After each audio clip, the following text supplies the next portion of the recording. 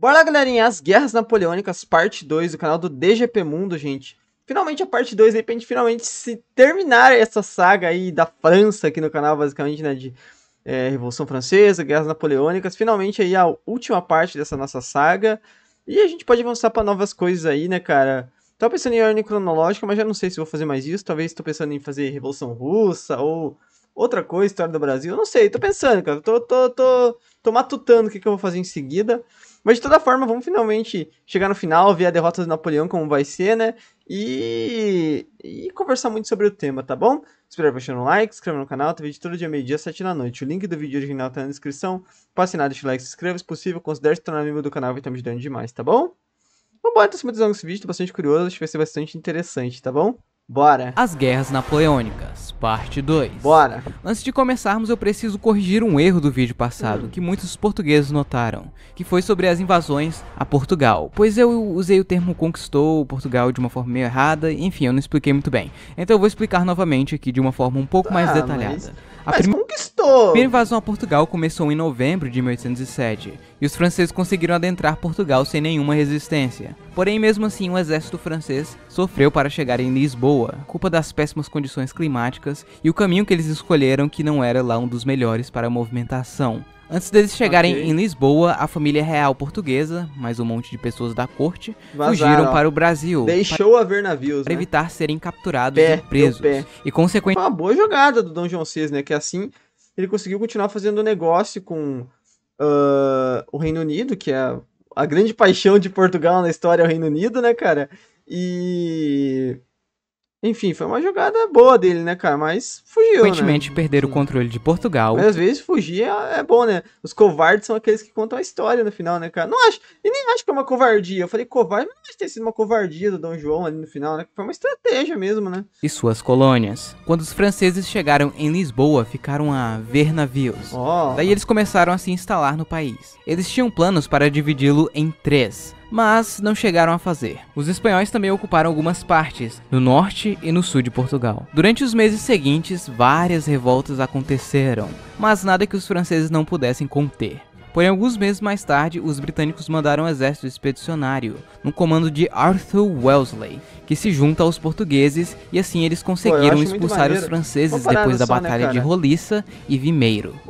Não, peraí, Batalha de Roliça, cara, que negócio é esse daí? Não, calma lá, cara, calma lá. Eu só ia dizer, cara, que, pô... No comando de Arthur... Eu acho que os quadros, né, cara, nessa época aqui, no fim da Idade Moderna, atingiram o seu ápice, assim, né, cara, os quadros, assim... Que eram como se fosse uma foto hoje em dia, aquela, tipo assim... todo mundo tinha um quadro nessa época, né? O quadro aí pra ficar pra história, né, cara? Aquele quadro, tipo, do rei, do general, de tudo mais, né, cara?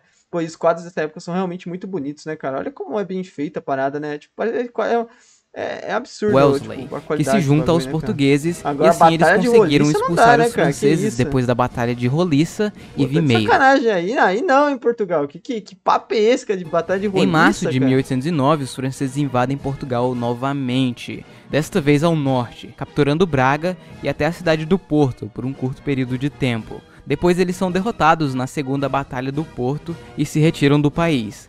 Ainda terá uma terceira invasão, mas vamos falar disso depois. Bom, continuando. No final de 1809, Napoleão tinha 41 anos e sua esposa, Imperatriz Josefina, tinha 46. E nada de filhos. Então, nada de ir pra frente o negócio. Dela, Napoleão pede divórcio e procura uma noiva mais nova e capaz de lhe dar um herdeiro. E a escolhida foi a jovem de 19 anos, Maria Luísa da Áustria. Parada, hein, cara? Eram outros tempos, né, gente? Meu Deus. Cara. Filha do imperador Francisco I, o mesmo cara que controla o Império Austríaco. Isso é muito bizarro. Declarou guerra várias vezes contra a França. E o último imperador do Sacro Império era grande. Bizarro, não só Napoleão iria se casar com uma Habsburg, uma das casas mais fortes e respeitadas da Europa. E isso, obviamente, iria fortalecer a sua própria casa. E assim, né, cara, é importante lembrar que muita gente hoje em dia fala, acha que a Áustria é um paizinho aí. Hoje é, né, cara? Um paizinho aí, né, cara, que um paizinho germânico que não se uniu à Alemanha no final, né, cara, não formou o país Alemanha. Mas nessa época, a Áustria era outras paradas, né, cara, era uma grande império, né, cara, que o que foi dominado aí pela casa dos Habsburgos, que é a maior casa aí da Europa, assim, pelo menos nesse período, né, ou da história, assim, por assim dizer, né, cara, foi aquela, porque governou várias coroas, né, então, o próprio Sacro Império, por exemplo, né, Ele também iria conseguir uma aliança forte com a Áustria, além de um herdeiro. Em 1811, o filho de Napoleão com Maria Luísa nasceu, o pequeno Napoleão Júnior, que se tornaria Napoleão II. Quer dizer, mais ou menos. Ele já nasceu ganhando o título de rei de Roma. Depois disso, as coisas... Todo mundo que tem pretensão de conquistar a Europa se coloca como rei de Roma no final, né? Impressionante. Calmaram um pouco.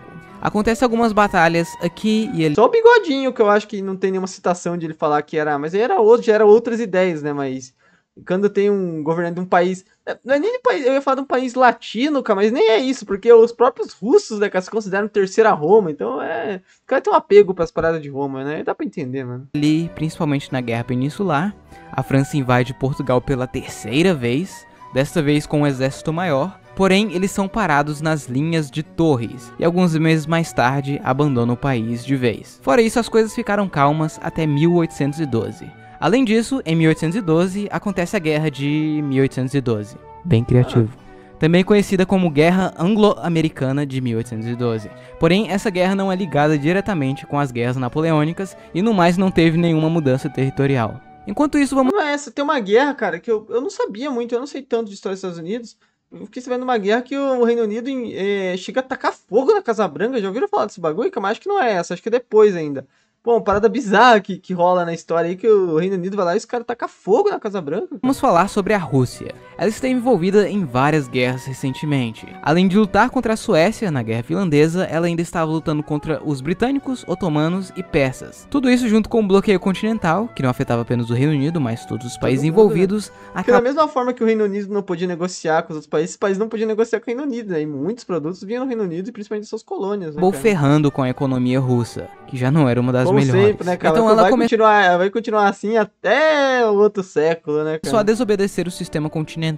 Além disso, eles estavam fazendo um acordo secreto com os britânicos. E no mais, os russos e franceses nunca realmente se entenderam. Principalmente por causa do Ducado de Varsóvia, pois os russos não queriam um estado fantoche francês ali. E os franceses obviamente queriam. Então com tudo isso, sabe o que Napoleão falou? Envahissons la Russie.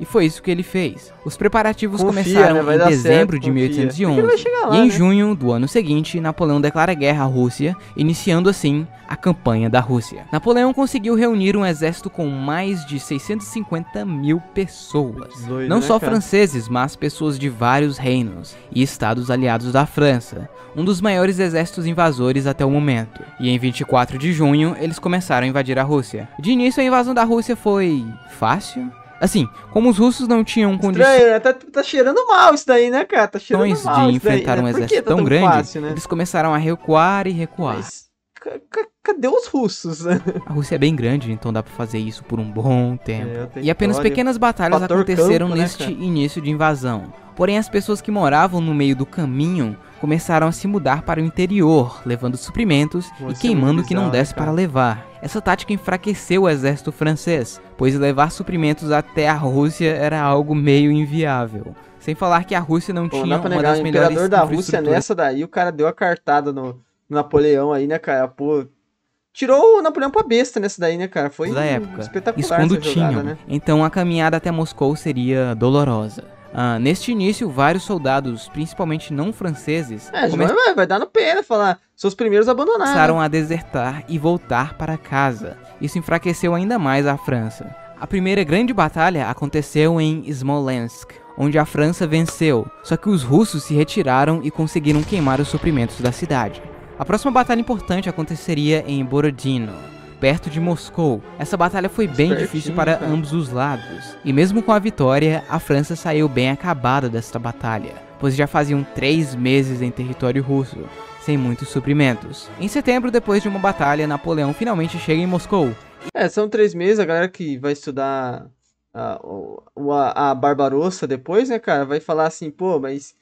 Lá acho que foi bem mais tempo, né, cara? Só que tem que você pensar, né, gente, que eram outros tempos, que não tinha nem trem ainda, né, cara? Não tinha, pô, entendeu? Não tinha rolado a Revolução Industrial, então você imagina como eram as linhas de suplemento dessa época pra levar comida pra todo esse batalhão aí, né, cara?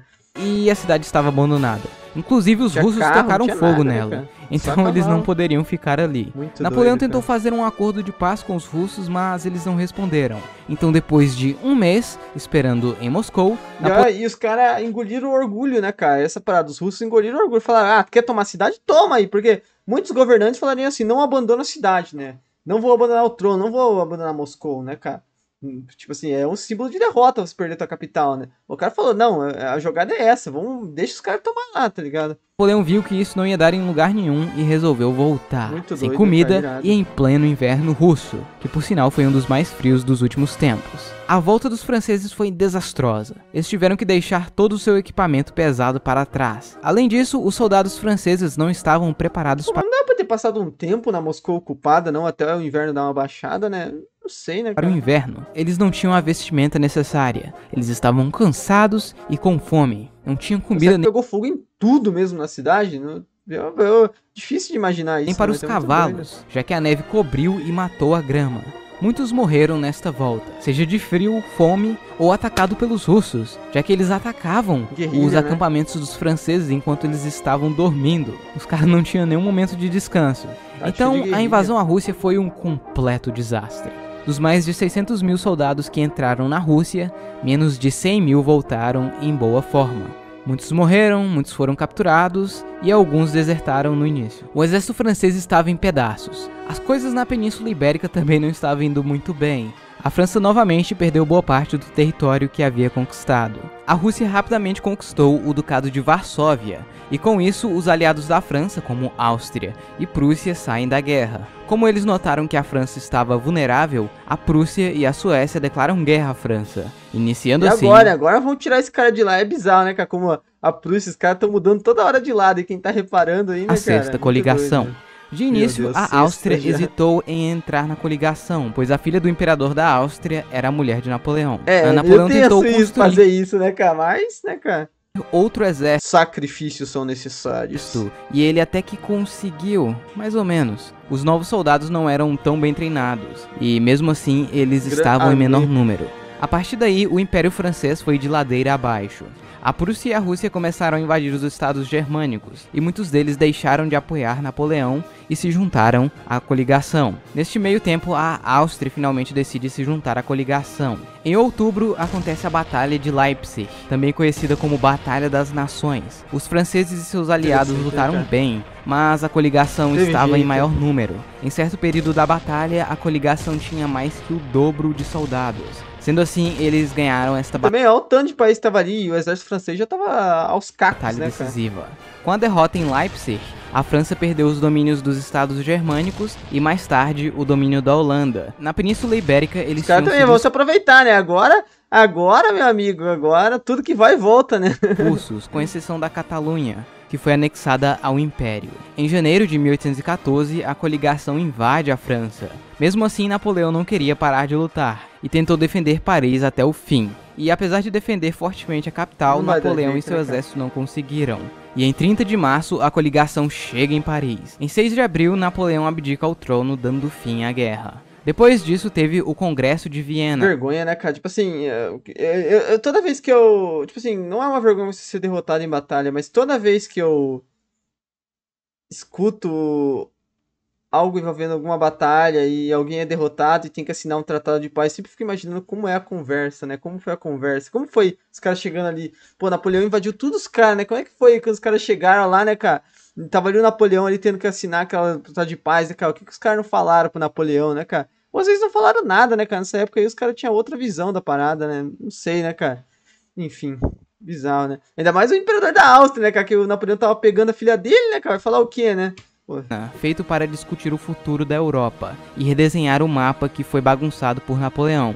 Com sorte, e com a ajuda deste cara, a França conseguiu manter os territórios que tinha antes da guerra, e os Bourbon voltaram ao poder na França, com o rei Luís XVIII. E o Napoleão... Ah, cara, que maluquice a história da França, né, cara? E, olha, voltou o rei, mas essas revoluções e tudo aquilo lá atrás. esquece isso daí, cara. Daí foi uma pira doida. Vamos voltar como era antes, né, cara? Vamos voltar tudo como era antes. Vamos resetar a parada, né, cara? Não, bom, ele foi exilhado para a ilha de Elba, onde ele poderia governar o lugar. Virou tipo um mini império de Napoleão, que era vigiado pela frota foi meio pra humilhar também ele, né, cara? Britânica. Mas não era... Chegaram até aqui? Deixa um like, se inscreva no canal, não custa nada e vai estar me ajudando demais. Deixa nos comentários qual é o próximo DGP que vocês querem que eu traga, tá bom? Não é tão ruim assim. Porém, você acha que acabou aí? Não. O rei Luís XVIII não era um cara nem um pouco popular na França, e a economia francesa começou a se deteriorar. Napoleão via notícias da França e já ficava doido. Então 9 meses depois ele conseguiu fugir de Elba e voltou para Paris. O rei mandou soldados para impedir Napoleão, mas sabe o que aconteceu? Eles voltaram a ser leais a Napoleão. Sim, a população de Paris ficou doida de alegria com a volta do imperador, e ele voltou ao poder sem derramar uma gota de sangue. Assim isso é muito doido, né, cara? Isso deve ter sido irado de se ver, assim, na época. Sei lá, né, cara? O cara retomando, tipo assim, o cara que era militar na época, que tava ali apoiando Napoleão, deve ter sido uma coisa espetacular, assim, né, cara? Tipo, o cara voltando e ele voltando a ser imperador da França sem derramar, tipo, sem ter batalha nenhuma, né? Só com aclamação, assim, muito irado, né, cara? Luís percebeu o que estava acontecendo e ele fugiu do país. Claro. Quando as outras nações europeias viram as notícias que Napoleão havia voltado, eles falaram, não é possível, o que esse cara tá fazendo aí? Então, o Reino Unido... Agora vamos ter que ir lá pegar esse cara mesmo e dar, ó, vamos ter que ir lá dar uma lição desse cara aí, senão Prússia, Rússia, Suíça, Suécia, Portugal, Espanha, Holanda, Sicília, Sardenha e vários outros estados germânicos declararam guerra à França, mundo, né, cara? Iniciando assim a Eita, isso aqui não é a bandeira da França, não? Última coligação. O único aliado da França era o Reino de Nápoles, que ainda estava sendo controlado pelo Joachim Murat, amigo de Napoleão e marido de sua irmã. Nápoles tentou um avanço, mas foi colocado para trás e forçado a sair da guerra. A coligação não estava para brincadeira. Né? Os caras só mandaram, esse Murat aí, ele não foi nem bobo. Ele só mandou uns caras lá, né, que você falou assim, vou só fingir, vou mandar uns caras lá, só pro Napoleão ficar achando que eu dei um apoio, né, cara? Não vai dar, né, cara? Daí quando os caras chegam lá tomar um pau, já assino aqui, ó, minha rendição, né, cara? Eles reuniram um exército gigantesco com mais de 700 mil pessoas para acabar de vez com Napoleão. E Napoleão sabia que ele não conseguiria enfrentar tantas pessoas assim, pois ele só conseguiu reunir pouco mais de 200 mil pessoas. Então sua estratégia era atacar os inimigos individualmente o mais rápido possível, ganhar um pouco de território e depois usar essas terras para negociar paz. Tudo planejado. Isso é até mostrado no filme, né? Ele tentando derrotar o mais rápido possível o exército inglês antes que o exército austríaco, acho que chegue, né? Invadindo a Bélgica, que tinha 2 exércitos da coligação. Né? O exército anglo-holandês-alemão, no comando do Duque de Wellington, aquele mesmo que comandou em Portugal, e o exército prussiano, no comando de Blücher.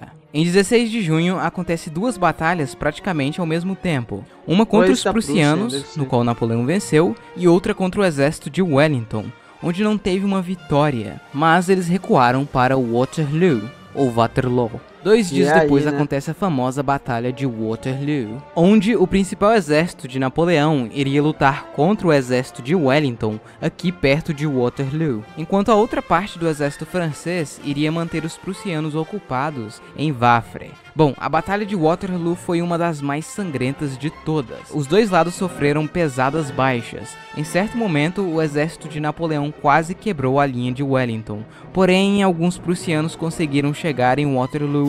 Daí ficou bem difícil para a França lutar contra os dois ao mesmo tempo. No fim da batalha, Napoleão mandou a guarda... Cara, imagina como deve ser. A gente olha esses quadros aqui, a gente não pensa, né? Como deve ter sido olhar isso daqui, né, cara? Ter uma visão dessa batalha, né? Que maluquice, né, cara? Porque é aquela parada meio moderna, meio medieval, né, cara? Tipo assim, os caras tão usando armas de fogo, mas ainda estão a cavalo, com sabre, né, cara? Pô, é muito louco, né, cara? Para a França lutar contra os dois ao mesmo tempo. No fim da batalha, Napoleão mandou a Guarda Imperial, que era tipo a elite do exército francês. Eram os caras mais fodas da Europa, conhecidos por nunca recuarem. E eles recuaram. Então todo mundo entrou em pânico e saíram do campo de batalha, com exceção de alguns mais experientes que continuaram e morreram. Inclusive, Napoleão quase às vezes é bom ser inexperiente e correr, né, cara? Conseguiu escapar. Depois disso, Napoleão e seu exército recuaram para defender Paris. Ele ainda queria continuar lutando, mas não tinha mais apoio. Não tinha mais que Então, rolar, em 22 né? de junho, ele abdica pela segunda vez, dando fim à guerra. Desta vez, Napoleão foi exilado para uma ilha bem Ele é Santa mais Helena, longe, né? aqui no Atlântico, na isolada ilha de Santa Helena. Mas você acha que acabou aí? Na verdade, sim. Não tinha como escapar dessa Ali ilha. não tinha mais o que E fazer, aqui, né, os cara? últimos anos de Napoleão foram bem chatos e monótonos. Em uma casinha simples, no meio do nada. Ele Os acabou caras meteram o cara pra sofrer lá mesmo, né, cara? Falaram assim, ó, manda esse cara, depois eu acho que eles não podiam executar ele ou algo assim, que seria algo meio desonroso, né? Ou sei lá, né, cara? Eu falo assim, ó, cara, quer saber? Manda esse cara lá pra essa ilha lá e deixa esse cara lá apodrecer lá, né, cara? morrendo, provavelmente de tédio, em 1821, aos 51 anos. Ninguém Nossa, sabe ao muito novo, né, cara? É estranho isso. certo de que ele morreu, mas as hipóteses é que ele morreu por causa de uma doença no estômago. Mas muito suspeito. Pode ser naquela época, né, cara? Mas certamente ele não estava com essas roupas quando faleceu, né, cara? Eu imagino que ele não estava no seu leito aí usando o uniforme militar completo. Suspeitam que ele foi envenenado pelos ingleses ou Ficou morreu de bonito no tédio, quadro. porque ele odiava aquele lugar. Mas DGP e a França voltou ao normal? Quer dizer, a França era uma monarquia absolutista, depois virou uma monarquia constitucional, Voltou a monarquia. depois uma república, depois um império, depois um reino, depois um império de novo. E aí? agora? Bom, depois Voltou disso, a os ser um reino, Bourbons né? voltaram ao poder Claro. novamente. Ou seja, virou um reino. Esses caras é igual praga, né, cara? Os caras não somem logo, Inclusive, não, né, essa é a cara? bandeira da restauração Nossa, Bourbon. que maluquice. Combina muito com a França, por sinal. Mas não, a França não se estabilizaria assim tão fácil. Pois 15 anos depois, Vai voltar outra Napoleão revolução II também, aconteceu. né, cara? Nossa. Já que o novo rei queria voltar a ser um monarca absolutista e os franceses ficaram 100% com isso. Inclusive, essa é a revolução retratada nesta famosa imagem. Daí tiraram os Bourbons do poder e um Bragança assumiu. E de início até que funcionou. Mas 18 anos depois, descontentes com o rei, Cara, isso é pra galera que fala aí, né, cara, que a história do Brasil aí é cheia de... é confusa, que não tem como dar certo. Cara, olha a história da França, cara. Olha isso daqui, cara. Olha isso, cara. outra revolução aconteceu Pô, tá e uma uma nova loucura, república cara, não foi tem estabelecida, como comparar, né, cara? até eles elegerem Luís Napoleão, É, filho então, do irmão de Napoleão, Napoleão, que acabou se declarando o Napoleão III da França, criando um novo Napoleão império. III. Pois é. E depois disso, Depois uma virou nova presidente, né? república. Então sim, o século XIX foi bem agitado na Maluquice, França, né, mas cara? isso não é assunto para este vídeo. As guerras napoleônicas foram muito importantes para espalhar as ideias da Revolução Francesa por todo o continente. Tanto que aquelas revoluções de 30 e 48, que eu acabei de falar, não aconteceram só na França. Assim, começaram na França, mas se espalhou para outros lugares. Não só.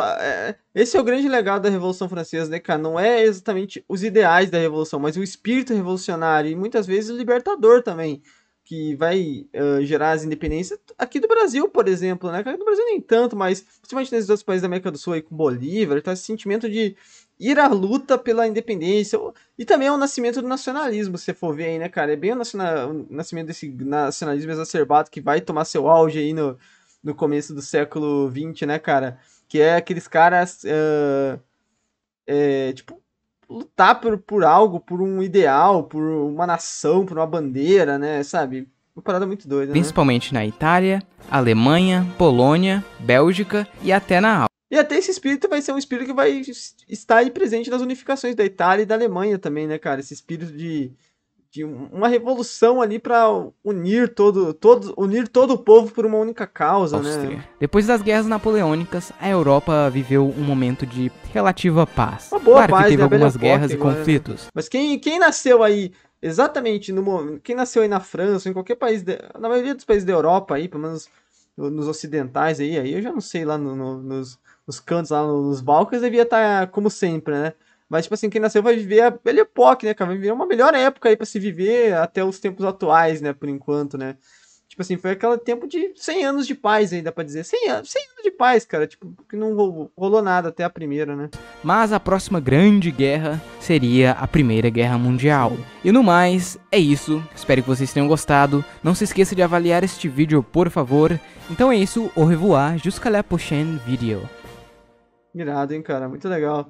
E é muito interessante se pensar, né, cara, que a galera na Primeira Guerra Mundial talvez visse muito a Revolução Francesa como a gente vê hoje a primeira, né, em questão temporal, né, cara. Isso é muito doido se pensar que a Revolução Francesa e as Guerras Napoleônicas são algo muito recente, né, cara, na história. É algo absolutamente ontem, né, cara. Foi ontem na história.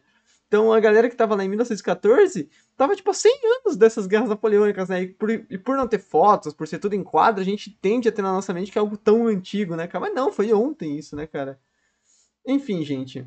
Foi muito legal, foi uma saga aí do canal e espero de coração que vocês tenham gostado, tá bom? Deixa um like, se inscreva no canal, tem vídeo todo dia, meio-dia, 7 da noite. Tamo junto, é nóis.